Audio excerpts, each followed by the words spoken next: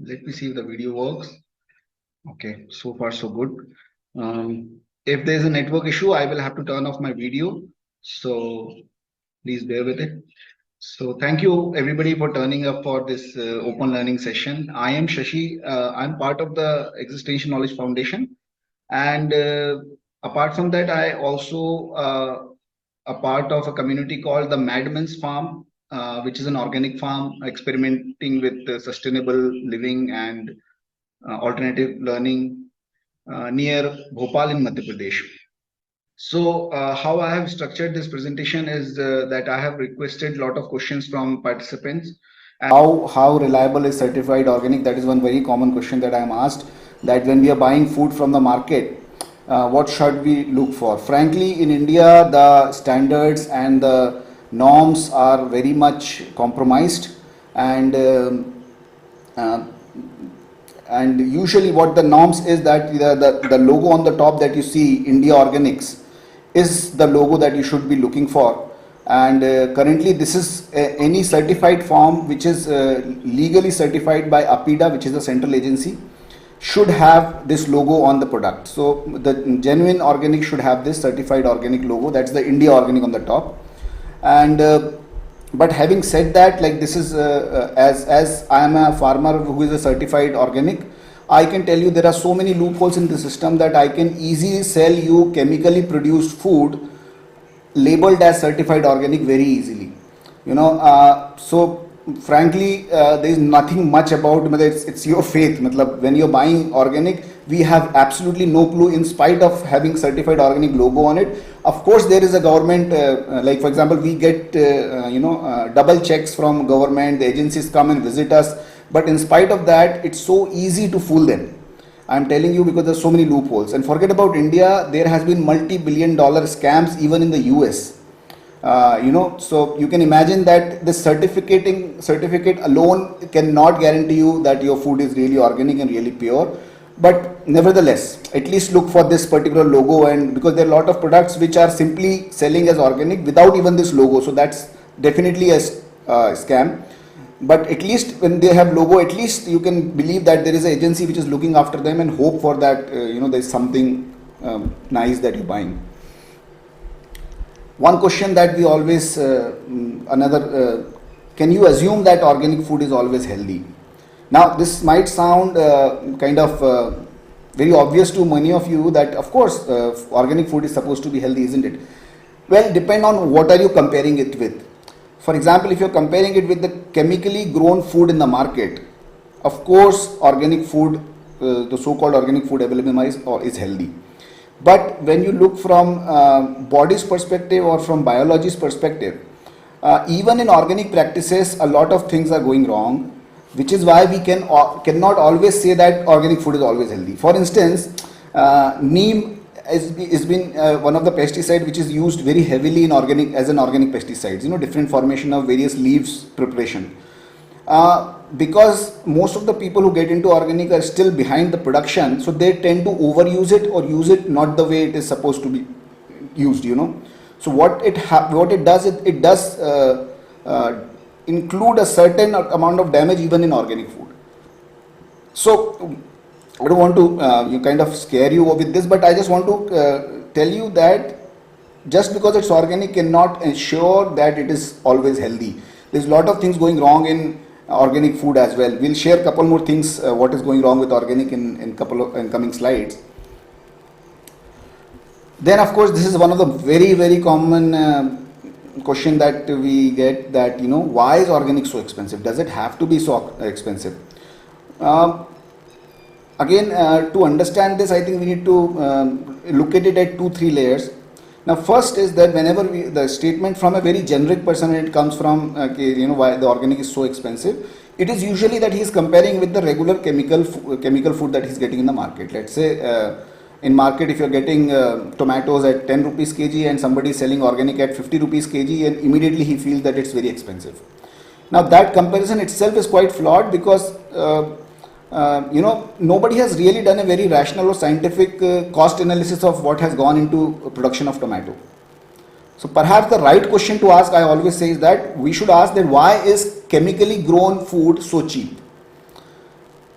when we go after that question, then we come across lot of layers like, the subsidies that government gave, the supply demand skewed system that we have, and and the dependency of farmer himself on the system. A lot of things make tomato at 10 rupees per kg, whereas to that farmer also it is not that is not really reaping much benefit. We all are aware of what happened with onions recently. The farmer was willing to just throw them away in garbage than to sell it in the market.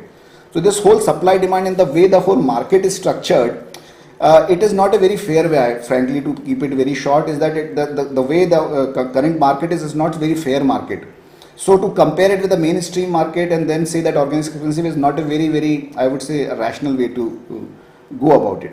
I always suggest this experiment to people that, to really understand the nuances, why don't you just grow 1 kg of tomato in your home and just see how much inputs you are putting into it. Buy the seeds, give water, take care of the soil, spend your time, and then you see how much, how would you like to sell 1 kg of tomato for, and then you at least you get a brief rough idea of what it means to grow food, and then suddenly the people's perspective who have gone through this experiment starts changing.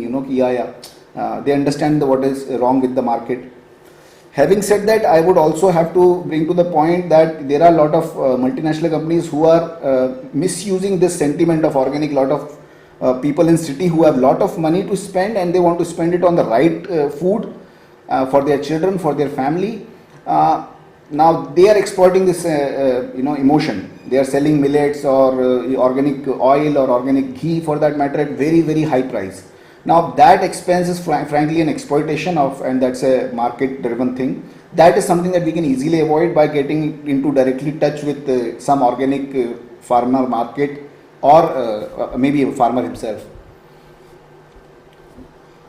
One question again came up about was when it comes to organic, or let's say generally also raw food and cooked food, what is the equation? Frankly, I'm not very much I think aware of to answer this question very elaborately, but nevertheless what my understanding has been that raw food which can be easily digested by human beings is always it's always more what do you say, healing. It provides more healing, it's more health giving in a lot of sense versus the cooked food. Because cooked food, cooking itself, if you look at it very closely, is an unnatural activity. No other species cooks the food in that way. Everybody eats the food. Hello? The 12-5 polio. The hardware, the Vishnu correct. Sorry. Sorry. So yeah. So yeah. I think that left. So the point, just to complete the point about the raw food. Raw food is any day better from human health perspective, like fruits and vegetables, and of course, and there are a lot of case studies on this, and a lot of people have cured their chronic diseases by going on to raw food diet, provided it's organic. The problem is that currently it's easier to procure grains which are more reliably organic and safe than vegetables and fruits. So in that case it becomes easier to go towards cooked food because purity matters more than just raw, and if you're getting like chemically grown raw food, then any day organically grown cooked food is better. So depending on where you are located and what is your thing, you have to make a choice there. Another myth, or one of the thing that a lot of governments also believe in, and it has been going around for quite some time, is that if the whole farming community goes organic, we cannot feed the world. Now this is quite what do you say? This is quite wrong in many senses. We have in our country itself lot of good organic farmers who have demonstrated that organic farming can give you very good produce with very good quality production. So there is no rationale behind this. It's just, I think it's more of a marketing or just the unwillingness to promote organic at a larger level. And I don't know if you are aware of the official wastage figure of food. We are even today we are wasting 1/3 of the food that is produced by human beings. 1/3, around 40% in fact. We are wasting 40% of the food that is produced by human beings. So that 40% wastage is enough to feed half of the world. So if you look at the wastage scenario, and if you look at the potential that organic farming has, I think we can easily feed the world now, and even in 2050. There's a lot of rumor being created about in 2050 the population will double and we need to have increase the production. But organic farming in every way will not only feed the world, will also keep the world healthier. And chemical farming, even if we have so much food to eat, I don't know if we can really be healthy and happy in that equation. So that's another question that's often asked, is that sorry, what is this? Just give me a moment.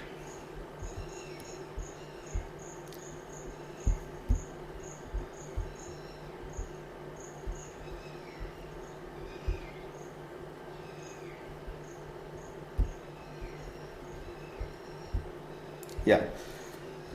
Sorry. So one more question that's often asked is that does organic food has to taste better every time? Is it a parameter for organic food? Now, frankly, I always recommend that don't use taste as a parameter for while choosing your food, because it's so easy to manipulate taste. For example, if people are behind sweet papayas, there are already chemicals available in the market which will make papaya quite sweet in taste, but they are still chemically produced. So if you go behind only the taste as a parameter, I think it's very easy to be fooled. If tomorrow companies want to fool us just because of the taste, better taste, I think that parameter can be easily twisted. Which is why I suggest that taste shouldn't be used as a parameter for organic food. What should be used is perhaps a direct contact with the farmer, direct visiting the farm, making sure that the food is really grown in that way. One more confusion around is that a lot of organic pesticides are being used. Are they safe? Personally, I feel that they are of course safer than the chemical counterparts. You can use instead of using very harmful chemicals, if you're making your own decoction from various neem leaves and things like that, tobacco. So of course it is less harmful as compared to the chemical ones, but at the same time, how safe are they? The studies have not been done, and frankly, I personally have my reservations about it, because a lot of these decoctions become very strong. For example, neem-based decoctions act as a systemic pesticide. Systemic pesticides are something which not only work on the surface, they actually get inside the pest and affect their nervous system. So something which can affect the nervous system of one living being, how will not it have effect on us? So that's always a reservation I have, even with the organic pesticides. And again, a lot of companies have come up with their own version of organic pesticides.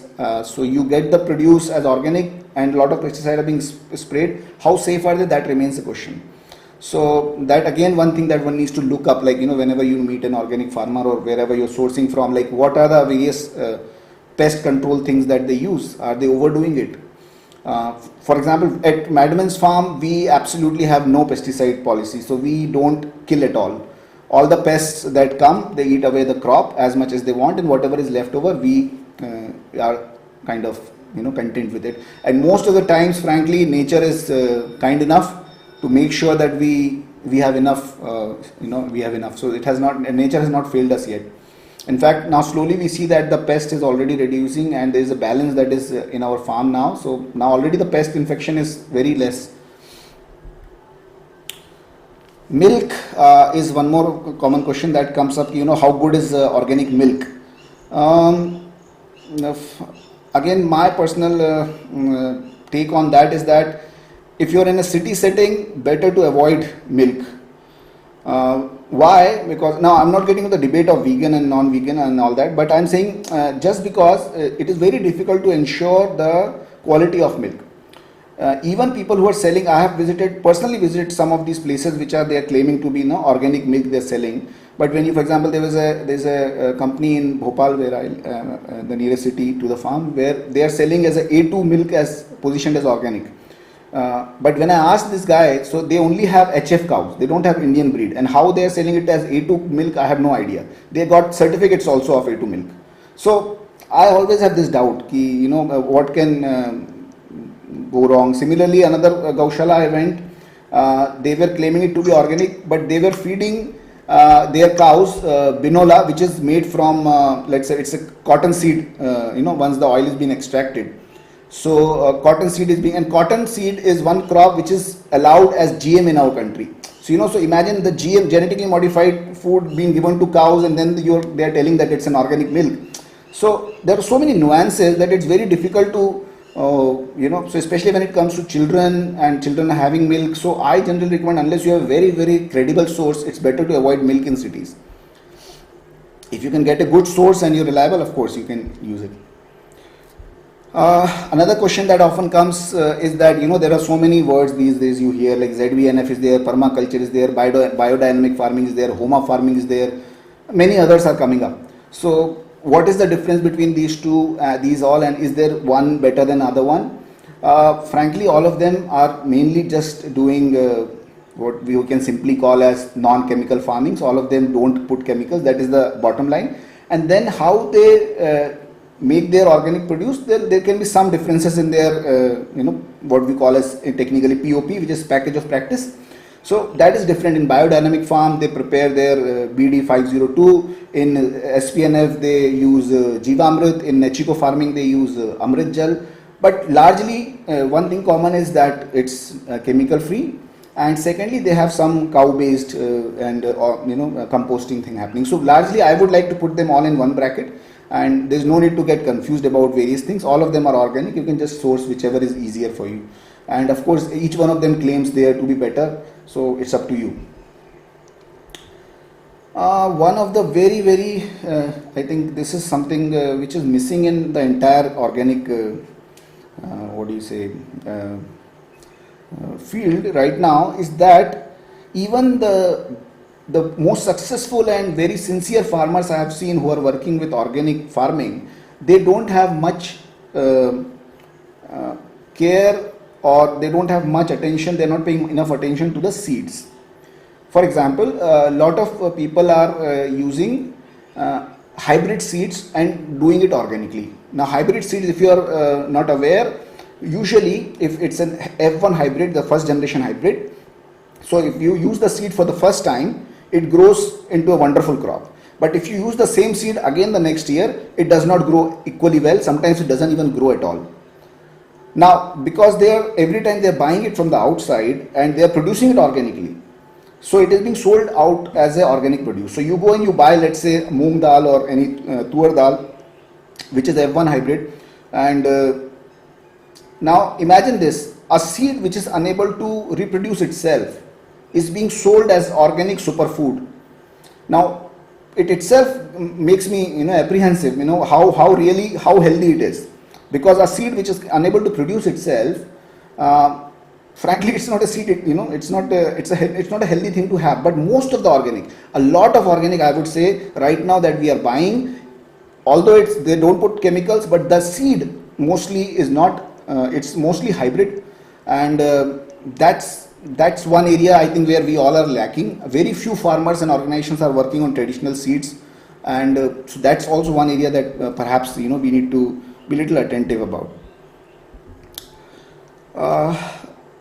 Now a little bit about nutrition. There are a couple of things I want to share here. That there was a study which said that if whatever the iron content in spinach was, let's say in 1960s, in a general spinach, and if you want the equal amount of iron content, it has increased by lot of times. For example, if you wanted X amount of iron, you needed to eat 1 kg of spinach in 1960. Now today, for the same amount of iron, you would need to eat maybe 5 kgs of spinach.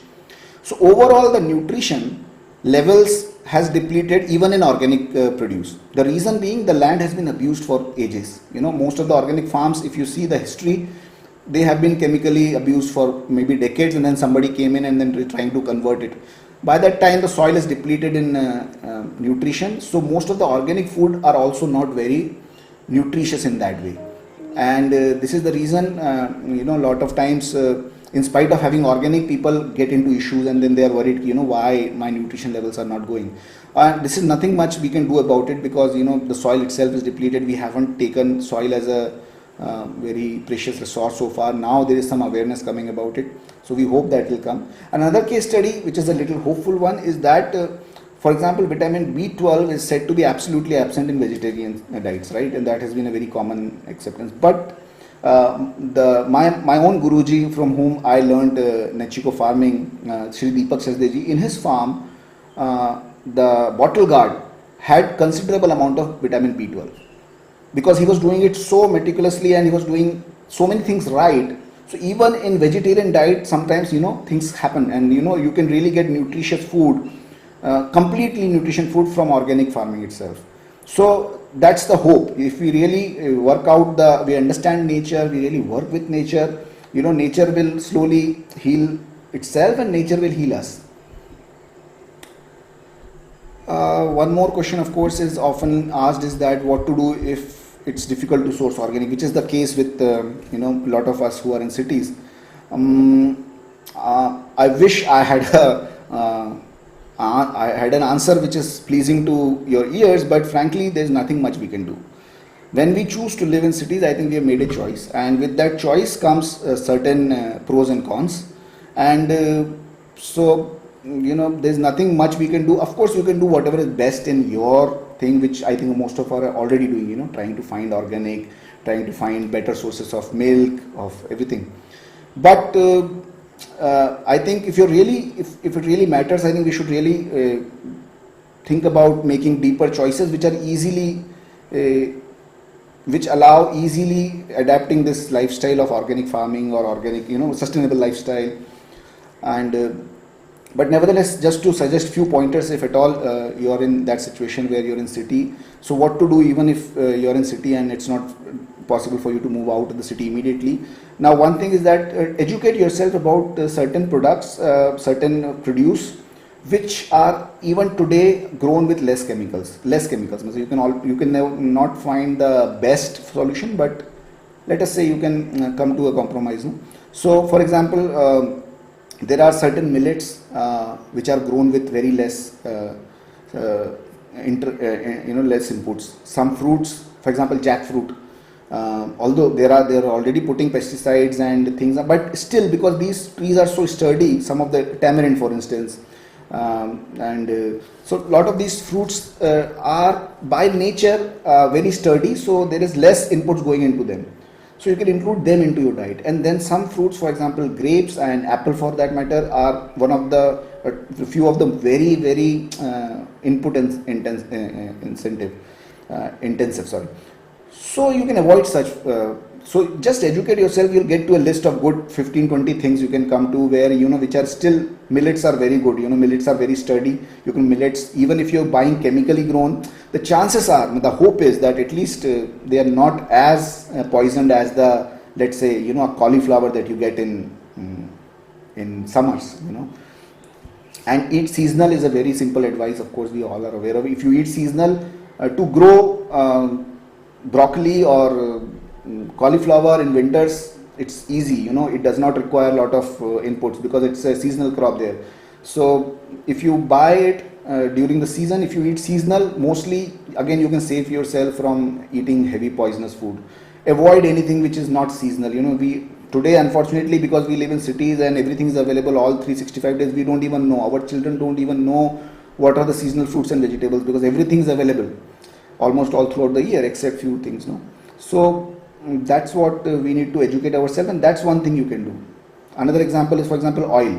A lot of people will find difficulty in choosing oil. I always recommend go for mustard oil, even if you're a city and you don't have a source of organic, because mustard, one, first of all, is very sturdy crop. It gets only few diseases, so the pesticide spray is less. Second, it is available in non-refined form in multiple brands. So it's not, it's just, it might not be cold pressed, but it is simply filtered oil. So it's always better to go for filtered oil than going for refined oil. So such small thing you can of course do if it's difficult for you to source organic. Last thing, that's my last slide. So and then we can open up for questions. Is that one thing that I want to show, the beautiful quote by Khalil Gibran, where he talks about, you know, how do we, now we all know that we are all stuck in various places. Some of us are stuck in cities, some of us stuck in some places where we cannot move, and of course the food scenario seems to be quite grim. Everything seems to be poisoned. But I think if let it be like, take this clue from Khalil Gibran, where he says that even whatever comes to our plate, let's eat it with gratitude, let's eat it with positive vibes, let's eat it with a prayer in the heart. And I think personally I believe that if we have gratitude and joy in our heart, even the poisonous food will not be able to affect us so much. Vice versa, even if you're eating the best food in the world, and if you're sad, you're angry, and you're not compassionate, you're not grateful, I think my personal belief is that perhaps it will gonna harm you more. So wherever we are, eat guilt free, try to get the best whatever you can get. If you don't get it, fair enough, but that act of worship is, I think, ultimately that's what really makes a food organic or not organic. That's what I would like to say, and I'll stop here and I'll open up for some questions. And yeah.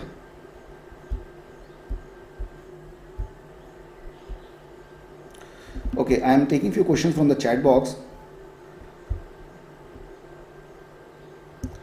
Milk can only be healthy if cow is fed well. Arshi, yes, of course, fed well is one issue, but I'm saying there are a lot of cow. For example, one more reason is that if, let's say, cow is fed well, but it is not allowed to move a lot, the milk will not be healthy. For example, cows are animals who are supposed to, roam around and gather their food. Typically, a cow, if it is let free, would travel up to 5 to 10 kilometers, And if you are keeping the cows in a small container for the rest of the day and feeding them the best food, of course, it is better than the chemical food, chemical milk. But I'm saying, let us not assume it to be the best milk. We should educate ourselves about, really what is real milk. And then you should know what the compromises you are making. Okay, we don't have access to a free grazing cow, at least we'll go that. So that's fair.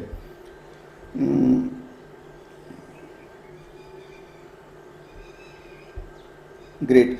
So Arshi has some suggestions for people in Bangalore. Please connect with her. I think she will be able to help people in. It would be helpful if we can know the seasonal fruits and vegetables. Can you please share? Well,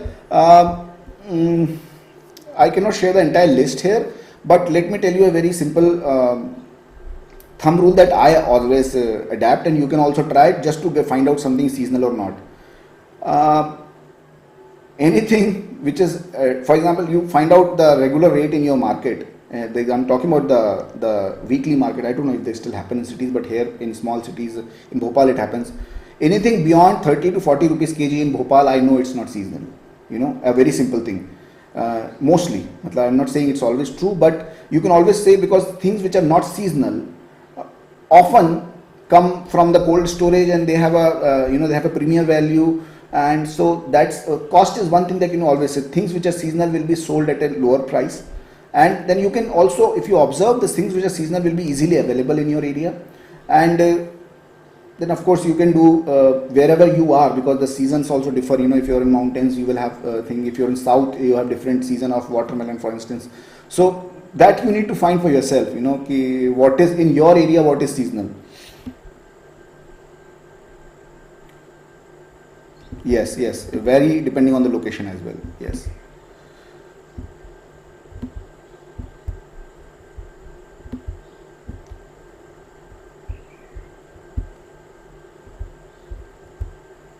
Right, I think that's it. Any question did I miss?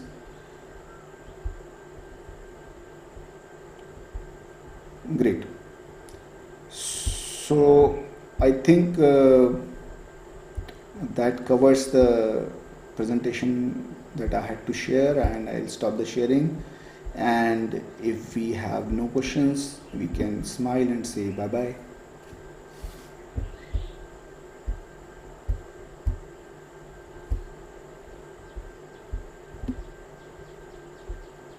I think one question, I think because Sama is here, yeah, I was just remembering that question. So I don't know, Sama. Sorry, I always. So regarding water, when you're in cities, frankly, it's very difficult to ensure like you're buying the water from, I don't know, very expensive place, some spring water, right? It's very difficult question. How do you get water in cities except buying that? Of course, one thing that is coming these days, you can explore it, is, of course, you would have heard, is about alkaline water. So there are machines which will take the RO water, and so basically first you take the polluted water that government is sending us, and then you filter it using heavy techniques like RO, and then you make it alkaline by adding salts and minerals, and then you consume it. So in cities, perhaps that's the only option we have. Things like that. You can explore some alkaline water. I can individually share with you some links where they're selling small machines which produce alkaline water. And one more thing that we generally do when I'm in city is generally use the traditional methods of consuming using water. For example, we use I would say brass vessel, and we keep the water overnight in brass vessel, and then we consume it in the next day. So brass traditionally has been said to take away impurities and energize the water. And then I often also add some herbs to it, for example basil or lemongrass, things like that. So I think that's what we can do in city setting. Beyond that, I cannot think of much as of now. Best is leave the cities and move to a farm. I know it's difficult, but I think it's possible. Cities unfortunately have become very unlivable right now. I think we could have easily done better jobs of designing our cities. I don't think cities need to be so inhabitable as they are today. We could have designed them better, where people can be healthy and happy even in cities, but unfortunately cities are, as they are today, they are frankly not livable. This might sound a very strong statement, and especially if you are in cities, but I'm still telling it to you so that it stays in back of your mind, and if at all sometimes some opportunities arises, you try to leave it. At least go to the outskirts of the cities, and if you cannot do either of it, at least be happy, guilt free wherever you are. That's the thing. Raw food, Sama, we have covered. I think you were not there, so maybe I can send you the recording later. What about rainwater harvesting and work it out based on your location?